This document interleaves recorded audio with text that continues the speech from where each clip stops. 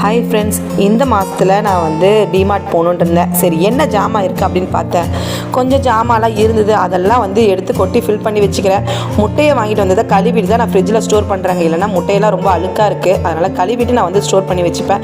கடலைப்பருப்பு, தோரம்பருப்பு இதெல்லாம் வந்து ஃபில் பண்ணிவிட்டு மிளகு, ஜீரகம், சோம்பு, கடுகு, வெந்தயம் இதில் எது நிறையா எப்பயுமே இருக்குதுன்னா எனக்கு கடுகும் சோம்பும் வெந்தயம் தான் நிறையா இருக்குது. வெந்தயமும் கடுகு மட்டும் தான் நிறையா இருக்குது, மற்றதெல்லாம் வந்து கரெக்டாக போயிடுச்சு. அதனால் அதெல்லாம் இருந்ததை மட்டும் வந்து ஃபில் பண்ணி வச்சுக்கிறேன். அடுத்து டிமார்ட் போகும்போது வாங்கலான்ட்டு எது எது இல்லைன்றதை நான் வந்து கரெக்டாக பார்த்துக்கிட்டேன். அதே மாதிரி புளி, மிளகா இது எல்லாமே தீந்துருச்சு.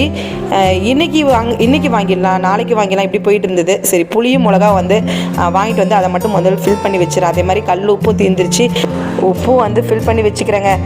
கொட்டி வைக்காமல் எல்லாத்தையும் தேடி தேடி எடுத்துகிட்டு இருந்தேன். இன்றைக்கி இருந்தது எல்லாத்தையும் ஃபில் பண்ணியாச்சு. இனிமேல் வேண்டியது எதுன்னு லிஸ்ட்டும் போட்டுக்கிறேன்.